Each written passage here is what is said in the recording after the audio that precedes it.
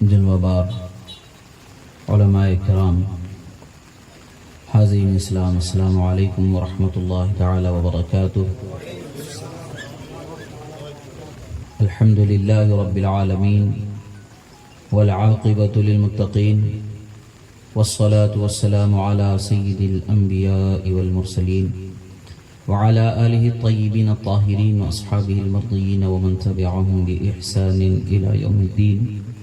اما بعد فقد قال اللہ تبارک وتعالی فی القرآن المجید والفرقان الحمید: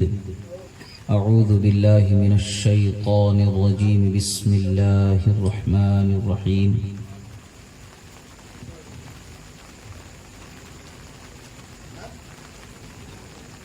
لقد كان لكم في رسول الله أسوة حسنة،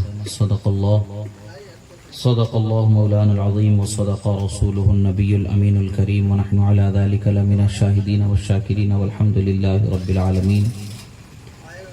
ایک مرتبہ عقیدت و محبت کے ساتھ درود شریف کا نذرانہ پیش کریں۔ اللہم صلی علی سیدنا نبینا مولانا محمد عدد ما فی علم اللہ صلاة دائمة بدوام ملک اللہ وعلی آلہ واصحابہ اجمعین۔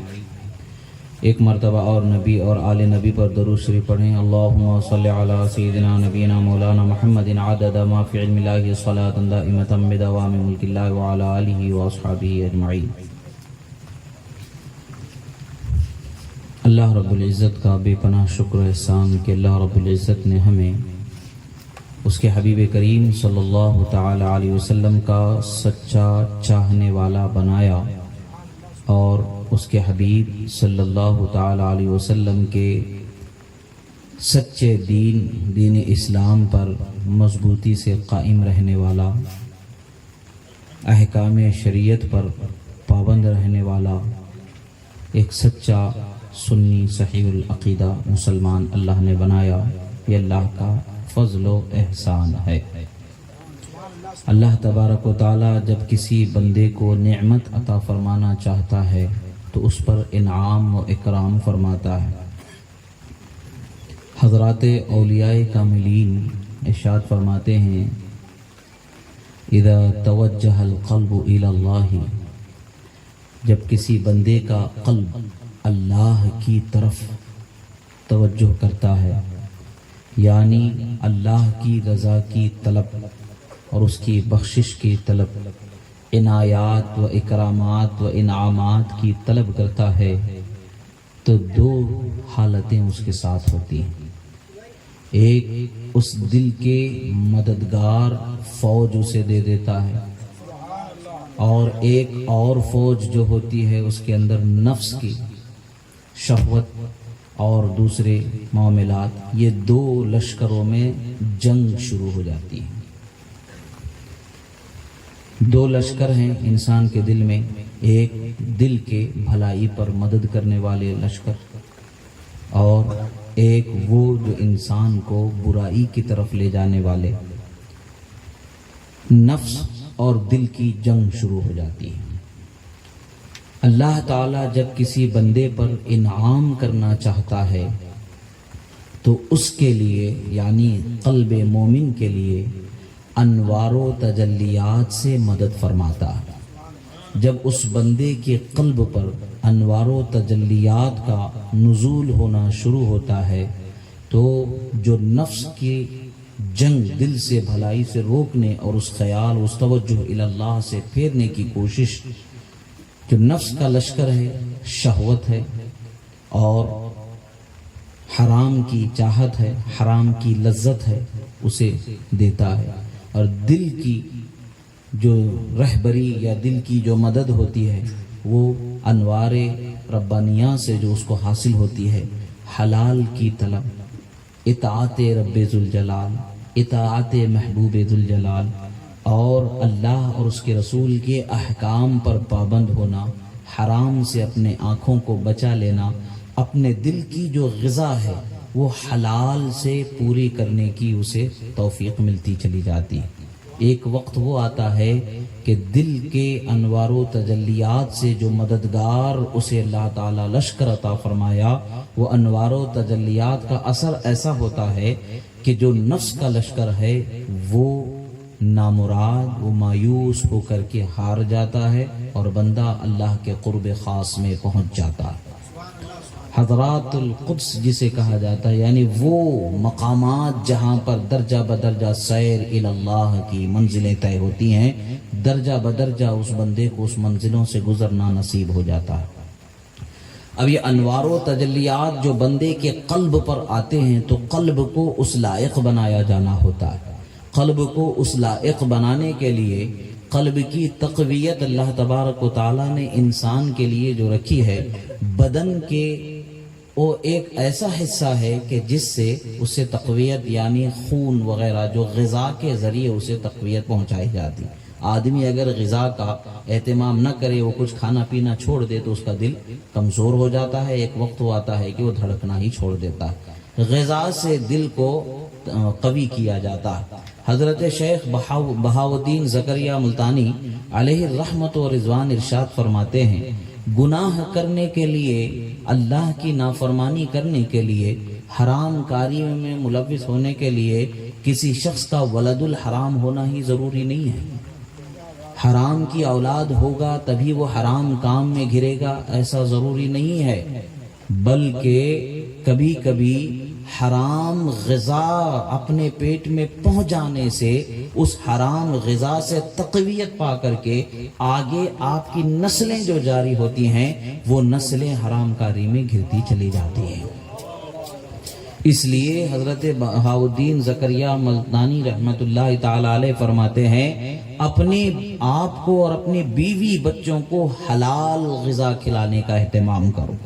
اگر تم انہیں حلال غذا کھلاؤ گے، حلال نعمتوں سے ان کے سیرابی کرو گے تو وہ حرام کاری میں گرنے والے نہیں ہوں گے، اور آپ نے ان کو حرام کھلا دیا تو آگے چل کر کے اس کا جو اثر ہونا ہے وہ اثر تو وہی ظاہر ہونا ہے۔ یہی فرماتے ہیں کہ اولیاء فرماتے ہیں کہ دل کو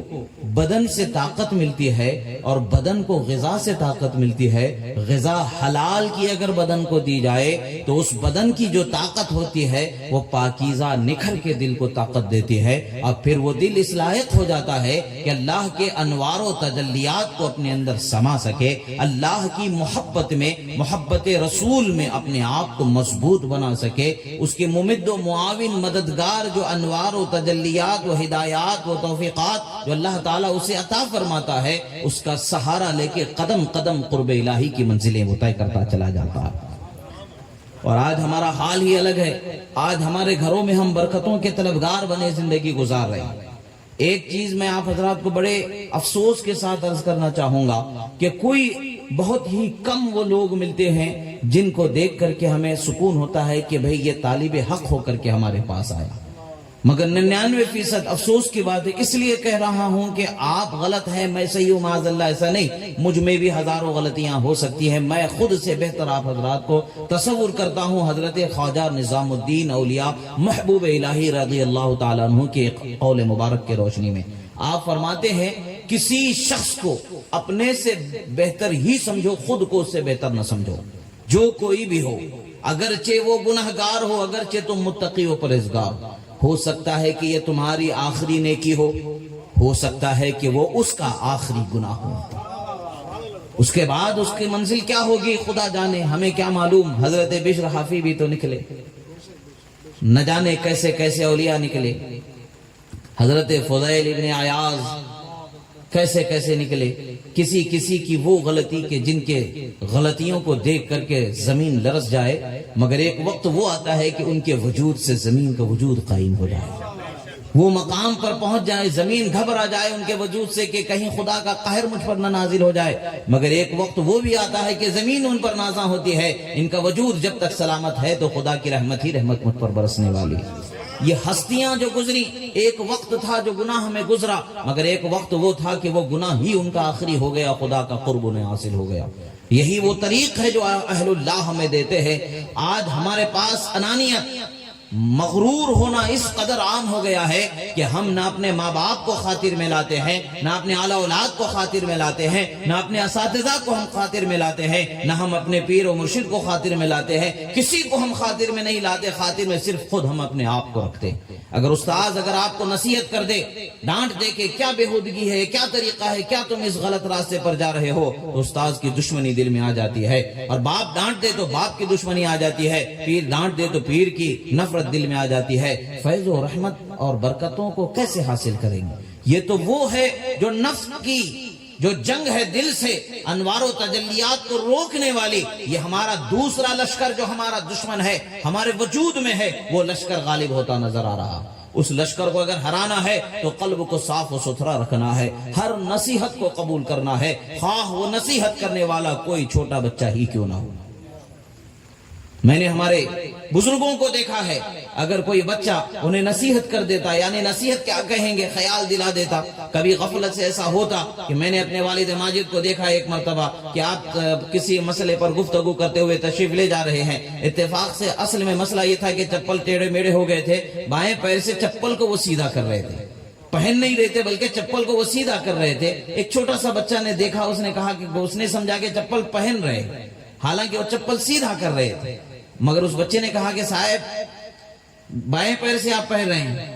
والد صاحب نے اس کو ہی نہیں کہا کہ میں سیدھا کر رہا ہوں، بیٹا تمہیں غفلت ہوئی، ارے بھول ہو گئی بیٹا، میں سیدھے پیر سے پہنتا ہوں۔ یعنی اس بچے کو حوصلہ دیا، یعنی اچھی بات کی بولنے پر اس کے حوصلے کو نہیں توڑا، جبکہ ہم بھی جانتے ہیں، وہ بھی جانتے ہیں، سبھی جانتے ہیں، سیکھا انہی سے ہے، سمجھا انہی سے ہے، مگر ان کو اس وقت پر اس نے غافل پایا تو توجہ دلا دی، تو اس کے اس خیر کے قدم کو، اس کے اس نیکی کی رغبت کو مایوسی کی طرف نہیں پھیرا، بلکہ حوصلہ دے کر کے، پیٹ تھپ تھپا کر کے، ماشاءاللہ سبحان اللہ، بہت اچھے اس کو دعائیں دے کر کے گزرے۔ بعد میں ہم نے پوچھا کہ ماں میں نے تو دیکھا کہ آپ چپل سیدھا کر رہے تھے، کہہ سکتے تھے؟ بولے نہیں، کہہ سکنے کو تو کہہ سکتے تھے، مگر کہہ دیتے تو اس کا حوصلہ ٹوٹ جاتا۔ بھلائی کی ترغیب دینا، لوگوں کو بولنے سے وہ رہ جاتا ڈر کر، سہم کر کے، کہیں میں غلط تو نہیں بول رہا ہوں، کہیں میں ان کو برا تو نہ لگ جائے، یہ سوچ کر کے بھلائی کی تعلیم دینے سے وہ رہ جائے گا۔ یہ سوچ ہمارے بچوں میں ہمیں دینا ہے کہ بھلائی کی تعلیم دینا ان کا حق ہے، بھلائی کی طرف ترغیب دلانا، توجہ دلانا، یہ ان کا حق ہے۔ اللہ تعالیٰ نے یہ امت محمدیہ کو حق عطا فرمایا ہے۔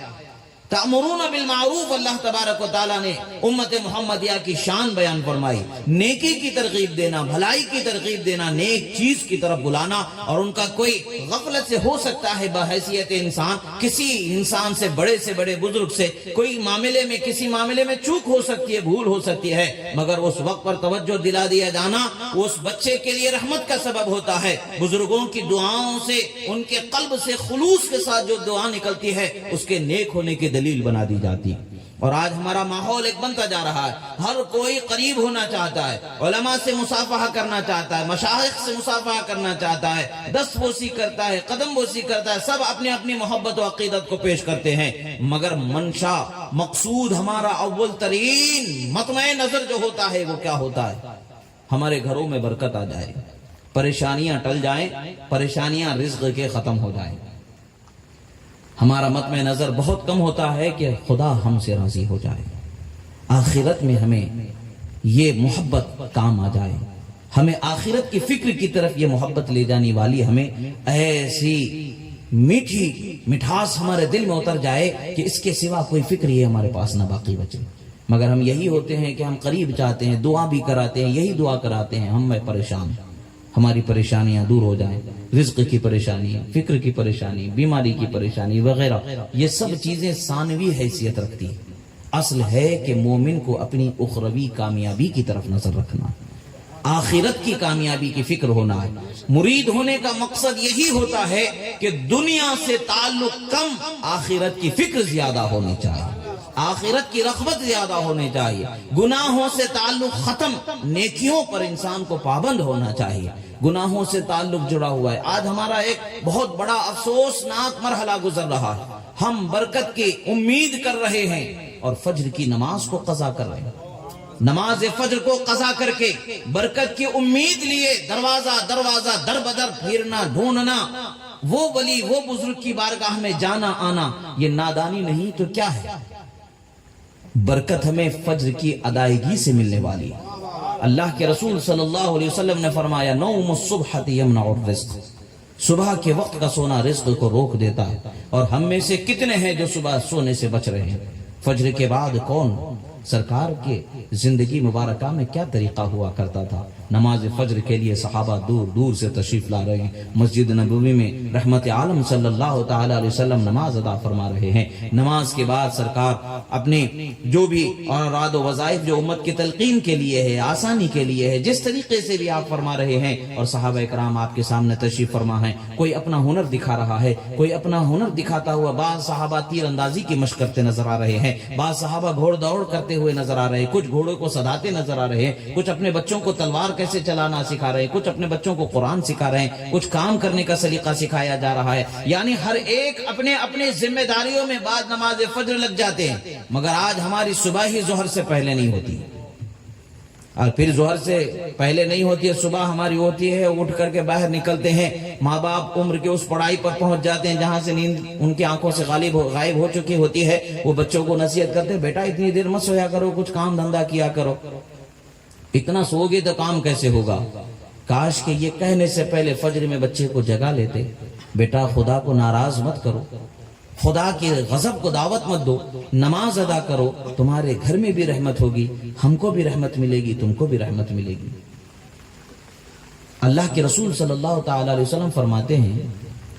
کہ جہنم میں ایک ایسی وادی ہے جسے جب الحزن کہا جاتا ہے۔ یہ ایسی وادی ہے کہ جہنم خود دن میں 100 دفعہ اللہ تعالیٰ سے اس وادی سے پناہ مانگے، اللہ مجھے اس وادی سے بچا۔ یعنی جہنم خود جس کی پناہ مانگے، وہ جہنم کا گڈھا کیسے ہوگا، وہ جہنم کی وادی کیسے ہوگی؟ جہنم کی وادیوں میں ایک ایسی وادی ہے جس سے جہنم خود دن میں 100 دفعہ اللہ تعالیٰ کی بارگاہ میں اس سے پناہ طلب کرتی ہے کہ اے اللہ اس وادی سے مجھے بچا لے۔ اور اس وادی میں کون جلائے جائیں گے؟ تو پوچھا جاتا ہے وہ لوگ جو دکھاوے کا عمل کرنے والے ہیں، دنیا والوں کو دکھانے کے لیے عمل کرنے والے۔ کیا ہم نے کبھی عبادت الہیہ کی ادائیگی کے لیے اپنے گھر سے قدم نکالتے وقت اپنے دل میں خلوص کو جانچا ہے؟ کبھی ہم نے اپنا محاسبہ کیا ہے کہ میں نماز کے لیے جا رہا ہوں تو میرا حال کیا ہونا چاہیے؟ میں رب ذوالجلال کی بارگاہ میں رحمت کے حقدار ہونے کو جا رہا ہوں تو میں نے اپنے دل کو کیا اس رحمت کو پانے لائق، اس رحمت کے حقدار ہونے لائق بنایا ہے؟ کیا میں نے اپنے دل کو صاف نیت کے ساتھ صاف کیا ہے؟ کیا مجھے اپنے اس محاسبے کا بھی حق نہیں ہوگا؟ ہر انسان کو اپنا محاسبہ کرنا چاہیے۔ حضرت عمر فاروق رضی اللہ تعالیٰ عنہ ارشاد فرماتے ہیں حاسبوا قبل ان تحاسبوا، اپنا محاسبہ کر لو اس سے پہلے کہ تمہارا حساب قیامت کے دن لگایا جائے۔ آج ہمیں اپنے حساب لگانے کی ضرورت ہے، اپنے دل کی صفائی کی ضرورت ہے۔ ہم اپنا کوئی بھی نیک کام کرتے ہیں تو ہم دنیا والوں کو شامل کرنے کے لیے کس قدر ہم اس میں، ہم نماز کے لیے بھی جا رہے ہوتے تو دنیا والوں کو دکھاتے ہوئے بتاتے ہوئے نماز کے لیے جا رہے ہوتے، ہم کوئی نیک کام کر رہے ہوتے ہیں تو دنیا والوں کو دکھاتے ہوئے کرتے۔ مثال کے طور پر اگر کوئی کسی کو ہم صدقہ خیرات بھی اگر کر رہے ہوتے ہیں تو اس طریقے سے کرتے ہیں کہ دوسروں کو اس کو وہ صدقہ خیرات کرنا نظر آ جائے، چھپتے چھپاتے ہم کرنا پسند نہیں کرتے۔ ہمارا نام ہونا چاہیے، ہمارا ایک ٹائٹل وہاں پر آ جانا چاہیے۔ اگر ہم نے مسجد کی تعمیر میں یا مدرسے میں کوئی خدمت کی ہے، اپنا کوئی حصہ ادا کیا ہے، تو جب اگر کسی مسجد یا مدرسے کی تعمیر کرنے والے ذمہ دار شخصیت نے پہنچے ہوئے چندے میں دینے والوں کے ناموں میں سے اگر کسی صاحب کا نام رہ جائے تو ناراض، بھئی آپ نے سب کا نام لیا، ہمارا نام نہیں لیا، تو یہ کس لیے آپ نے کیا؟ نام کے لیے کیا، تو پھر اس وادی کے لیے تیار ہو جاؤ۔ اگر اس وادی سے اپنے آپ کو بچانا چاہتے ہیں جس سے جہنم خود 100 دفعہ دن میں اللہ تعالیٰ کی بارگاہ میں عرض کرتی ہے مولا مجھے اس کے عذاب سے، اس کے بھیانک جو کیفیت عذاب والی اللہ نے بنائی ہے، اس کی جو آگ کی تپش ہے، خدا جانے وہ حال کیا ہوگا اس جہنم کی وادی کا کہ جہنم خود جس سے کانپ جاتی ہے، تھرتھرا جاتی ہے، اگر اس وادی میں ڈال دیا جائے تو ہمارا کیا حال ہوگا؟ کیا ہم اس عذاب کو برداشت کر پائیں گے معاذ اللہ جس سے جہنم خود پناہ مانگ رہی ہے؟ اور اگر اندازہ اگر کرنا ہے تو انگارے کو ہاتھ میں رکھ کر کے دیکھیں کہ کیا انگارے کو ہم کس قدر کتنی دیر تک اپنے ہاتھ میں سنبھال پائیں گے۔ یہ تو 70 دفعہ ٹھنڈا کیا ہوا انگارہ ہے جس کو ہم سنبھال نہ پائیں، اور پھر جہنم کی وادیوں میں چلے جائیں تو جہنم کی وادیاں طرح طرح کی وادیاں، کچھ وادیاں ایسی ہیں کہ ہزاروں برس تک کے سفر کرنے کے بعد بھی اس تہ تک نہ پہنچا جا سکے، ہزاروں برس کی سفر کرنے کے بعد بھی اس کی تہ تک نہ پہنچا جا سکے۔ عذاب کے طور پر لوگوں کو جب اس میں ڈال دیا جائے گا، ان کا عذاب کیا ہوگا؟ ان وادیوں میں پتھروں پر جو بڑے بڑے پتھر ہوں گے ان پر ہاتھ رکھتے ہوئے، چٹانوں پر ہاتھ رکھتے ہوئے اوپر چڑھ کر کے جانا ہوگا۔ جب اوپر تک پہنچیں گے پھر واپس نیچے پھینک دیا جائے گا، اور جہنم کے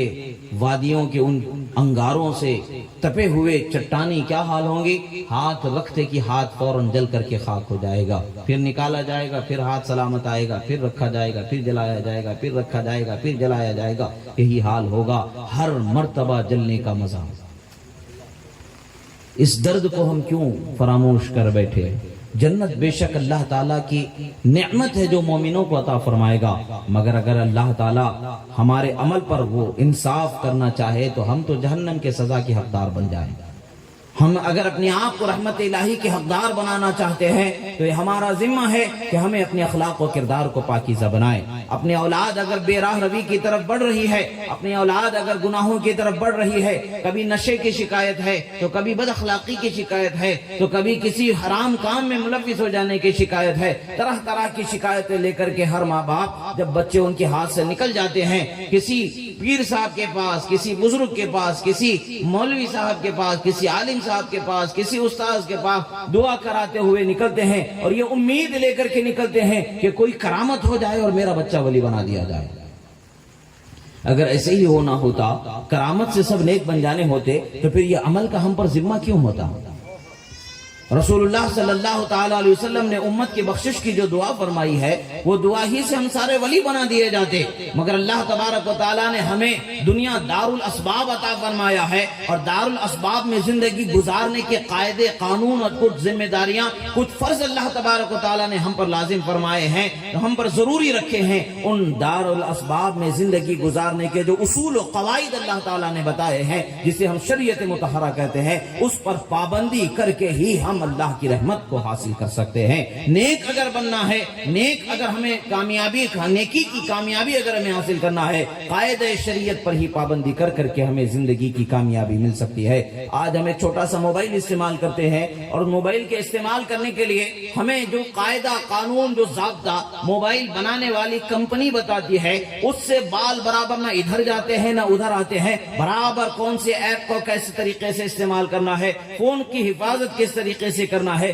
ہر طریقے سے ہم اس پر عمل کرتے نظر آتے ہیں، اور وہاں ہمیں کوئی دشواری نظر نہیں آتی ہے۔ اللہ تبارک و تعالیٰ نے بھی ہمیں پیدا فرمایا ہے، اور ہماری بھلائی اور ہماری حفاظت کے لیے، ہماری کامیابی کے لیے، اللہ کی رحمت کے حقدار ہونے کے لیے، اپنے آپ کو ہم خود کو نفع بخش بنانے کے لیے چند قاعدے قانون کو اللہ تبارک و تعالیٰ نے ہمیں عطا فرمایا ہے۔ وہ قاعدہ، وہ قانون شریعت مطہرہ ہے۔ ہم اس قاعدے قانون میں رہ کر کے اگر اپنی زندگی گزاریں گے، آزادانہ زندگی ہی رہے گی، ہمیں کوئی قید و بند کی زندگی نہیں ہوگی، مگر یہ آزادی ہمارے کامیابی کی طرف لے جانے والی آزادی ہوگی۔ وہ آزادی نہیں کہ انسان کو ہلاکت کی طرف لے جائے۔ اگر کوئی آزادی کا نام لے کر کے کہے، سامنے سے ٹرین آئے، چاہے گاڑی آئے، جو بھی آئے، میری آزادی ہے کہ میں اس سے ٹکراؤں، میری آزادی کا یہ حق ہے کہ میں اس کے سامنے رہوں اور مجھے موت نہ آئے، تو ایسے ہو سکتا ہے؟ یہ آزادی نہیں ہے، یہ حماقت ہے، اور اپنی دی ہوئی آزادی کا غلط استعمال کرنا ہوگا۔ اسی طریقے سے زندگی بچانے کے لیے جو قاعدے قانون،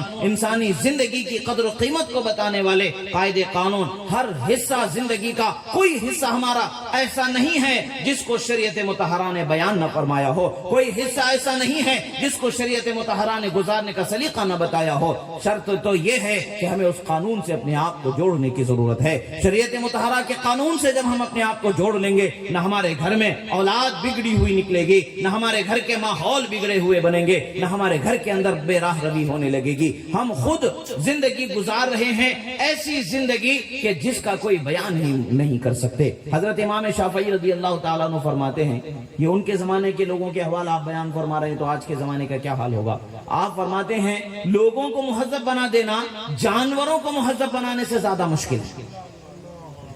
جانور سد جاتا ہے پیار سے محبت سے اسے سدھاؤ تو وہ سد جاتا ہے، مگر انسان سد نہیں سکتا ہے، مہذب نہیں بن رہا، جبکہ انسان وہ ہے کہ جس کو مہذب ہونا، تہذیب یافتہ ہونا، یہ اسی کا حق ہے، اسی کی شان ہے۔ اللہ تعالیٰ نے اسے تہذیب و ثقافت والا بنایا ہے، مگر افسوس کی بات ہے کہ ہم اس قدر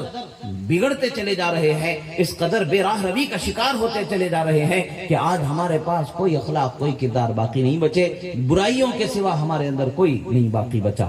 آج ہمارے گھر میں ہر بچہ یہ خواہش کرتا ہے کہ اس کے باپ ایسے ہوں جیسا کہ صحابہ اکرام یا اہل بیت اکرام ہوا کرتے تھے۔ حضرت مولا علی جیسا باپ جب ہم چاہتے ہیں تو حسنین کریمین جیسی اولاد بھی اپنے آپ کو بننا ہوگا۔ اور شوہر چاہتا ہے کہ میری بیوی میری فرما بردار ہو جائے،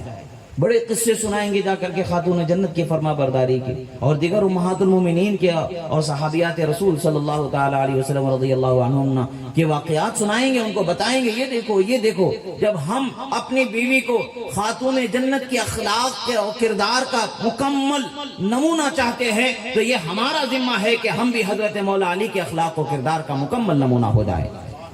اگر بیٹی کو خاتون جنت کی شکل میں ہم دیکھنا چاہتے ہیں، ان کے اخلاق و کردار کا مجموعہ دیکھنا چاہتے ہیں، تو ہمیں رسول اللہ صلی اللہ تعالی علیہ وسلم کے اخلاق و کردار کا مجموعہ بن جانا چاہیے۔ اپنے عمل میں رسول اللہ صلی اللہ تعالی علیہ وسلم کے اخلاق و کردار ایسے بسا لینے چاہیے کہ اس کا اثر ہماری بیٹیوں پر آ جائے۔ آج ہمارے پاس یہ حال ہی نہیں ہے۔ ہم خواہش تو ضرور کرتے ہیں کہ واقعات کربلا میں حضرت زینب کا واقعہ سنیں، حضرت ام رباب کا واقعہ سنیں، یا حضرت شہربانو کا سنیں، یا حضرت سکینہ کا، یا اور بزرگ ہستیوں کا ہم واقعہ سنیں تو ہمیں تمنا تو ضرور ہوتی ہے کہ ہماری بچیاں بھی ایسے ہو جائیں، کیونکہ ہمارے لیے صرف تمنا کرنے سے کام نہیں چلتا ہے، ہمارے لیے عمل کے میدان میں قدم بڑھانا ضروری ہے۔ جب ہم چاہ رہے ہیں کہ ہماری اولاد حسنین کریمین جیسی ہو جائے، با ادب، با اخلاق، با کردار ہو جائے، تو ہمارا یہ ذمہ ہے کہ ہم بھی حضرت مولا علی کے اخلاق کو اپنا آئینہ اپنی زندگی کے اندر ان کے اخلاق و کردار کو اپنی زندگی میں ایسے بسا لیں کہ ہم ان کے اخلاق و کردار کا نمونہ بنے نظر آئیں۔ اسی طریقے سے ماں اگر اپنے بچوں کو اپنے فرما بردار چاہتی ہے، حضرات حسنین کے جیسے ہو یا دیگر صحابہ کرام رضوان اللہ علیہم اجمعین کے بچوں جیسے، تو ہمیں ضروری ہے کہ وہ پاک ہستیاں جن کو صحابیات کہا جاتا ہے، اہل بیت اطہار کی اولو العزم ہستیاں جنہیں کہا جاتا ہے، خواہ وہ امہات المومنین ہوں، خواہ وہ صحابیات ہوں، یا خواہ خاتون جنت ہو، ان کے کردار کو اپنے کردار میں بسا لینا ضروری ہے۔ اگر ہم نیکی کا اپنے اندر ایک تصور رکھتے ہیں کہ ہمارے اولاد ہمارے ساتھ یا ہمارے تابع جو لوگ ہیں وہ ہمارے ساتھ بھلائی کریں، تو ہمیں ان کے رہبری کو اللہ تعالیٰ نے ان کے خیال کرنے کو، ان کے ذمہ داریوں کو پورا کرنے والا جب اللہ نے ہمیں بنایا ہے تو ہمیں ذمہ دار ایسا بننا ہے جس کی ذمہ داریوں کے پورا کرنے پر اس کے تحت رہنے والوں نے یہ حق ادا فرمایا ہے۔ ہمیں رسول اللہ کے اخلاق کو اپنانا ہے، خلفائے راشدین کے اخلاق کو اپنانا ہے، صحابہ کرام کے اخلاق کو اپنانا ہے، اہل بیت اطہار کے اخلاق کو اپنانا ہے، صوفیاء کاملین، اولیاء کاملین کے اخلاق و کردار کو اپنانے کی ضرورت ہے۔ مگر آج ہم تو چاہتے یہی ہیں کہ ہماری بیوی بڑی نیک ہو، ایسی ہو کہ 5 وقتہ نمازی ہو، قرآن کی تلاوت کرنے والی ہو، بچوں کو اچھی تعلیم دینے والی ہو اور ہماری خدمت کرنے والی ہو، ایک وقت کی بھی ہماری خدمت میں کپڑے کو پریس کر کے رکھے بغیر بھی نہ رکھنے والی ہو، اس کے بٹن ٹوٹے ہوں تو اس کے بٹن کو برابر جوڑنے والی ہو، یعنی ہماری ہر ضرورت ہمارے کہنے سے پہلے پوری کرنے والی ہو، ہمارے گھر میں خیال کرنے والی ہو، ماں باپ کا خیال کرنے والی، بچوں کا خیال کرنے والی، رشتہ داروں کا، جو بھی آنے جانے والے مہمان، سب کا خیال کرنے والی، یہ خواہش سب کو ہوتی ہے۔ اس میں اگر تھوڑی سی بھی کمی ہو جاتی ہے